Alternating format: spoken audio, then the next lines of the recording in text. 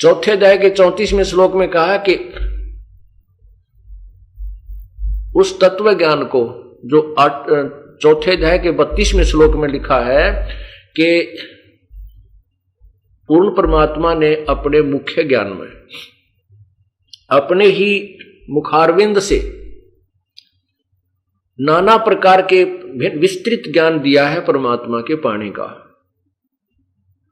उसके विषय में चौथे अध्याय के 34वें श्लोक में कहा है कि उस तत्व ज्ञान को समझने के लिए तू तत्वदर्शियों के पास, संतों के पास जा, उनको दंडवत प्रणाम कर और कपट छोड़कर उनसे सरलता पूर्वक प्रश्न करने से वो तत्वदर्शी संत तुझे उस तत्व ज्ञान कराएंगे, वो तत्व ज्ञान समझाएंगे। फिर जैसे वो कहें ऐसे कर। तत्वदर्शी संत की पहचान बताई है 15वें अध्याय के प्रथम श्लोक में कि ये ऊपर को लटका, ऊपर को जड़वाला, नीचे को तीनों गुण रूपी रजगुण ब्रह्मा सदगुण विष्णुतम गुण शिवजी रूपी शाखा है वाला एक पीपल का वृक्ष है। इस संसार रूपी वृक्ष को जो संत पूर्ण रूप से जानता है, सर्वांग सहित छोटे छोटे उनके टुकड़ों तक बताता है, अर्थात सर्व पार्ट्स उस संसार रूपी वृक्ष के बताता है, सर्वांग सहित बताता है, सवेदवित वो तत्वदर्शी संत है। परमात्मा पूर्ण ब्रह्म ने स्वयं ही आकर के अपनी महिमा आप ही बताई थी और ये तत्व ज्ञान स्वयं ही उन्होंने सुनाया था।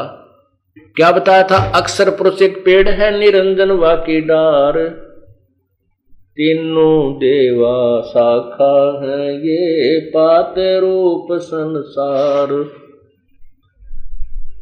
क्या बताया है परमात्मा ने स्वयं आकर के कि वो संसार रूपी वृक्ष। अब देखिएगा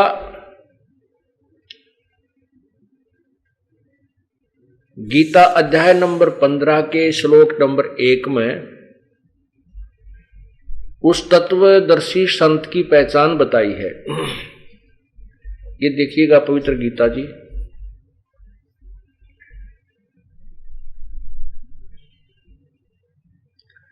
ये गीता प्रेस गोरखपुर से प्रकाशित है और इसके अध्याय नंबर 15, ये देखिएगा अध्याय नंबर 15 और श्लोक नंबर 1 में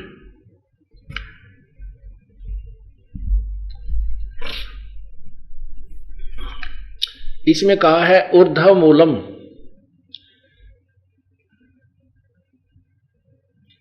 ऊर्ध्व मूलम अधः शाखम अश्वत्थम प्राहु अव्यम छंदासी यस्य प्रणानी प्रणानी ये तम वेद स वेदवित। ऊर्ध्व मूलम अधः शाखम, इसका अर्थ है देखिएगा आदि पुरुष परमेश्वर अर्थात परम अक्षर ब्रह्म, पूर्ण ब्रह्म रूपी दिव्य अक्षर, दिव्य पुरुष परमेश्वर रूप मूल वाले अर्थात उस उल्टे लटके हुए संसार रूपी वृक्ष की मूल जड़ तो पूर्ण परमात्मा समझो।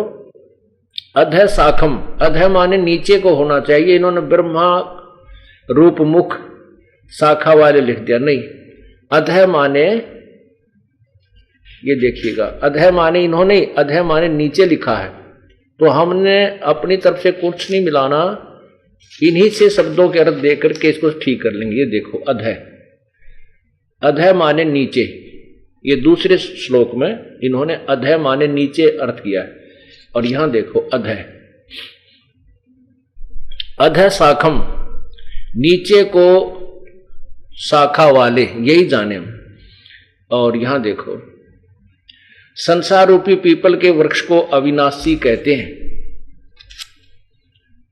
वेद जिसके पत्ते कहे गए हैं। छंदासी का अर्थ इन्होंने वेद लिखा, बल्कि छंद का अर्थ होता छोटे छोटे भाग और पत्ते आदि को, उस संसार रूप वृक्ष को अर्थात यानी उस वृक्ष को, संसार की सृष्टि रचना को जो साधक, जो संत, जो पुरुष मूल सहित जानता है, वे वह वेद के तात्पर्य को जानने वाला अर्थात वो तत्वदर्शी संत है।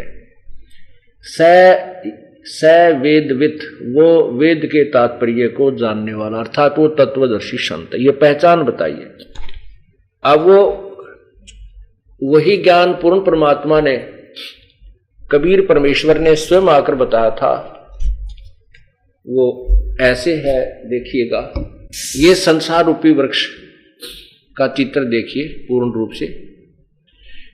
ये इतना देखिए नीचे नीचे का,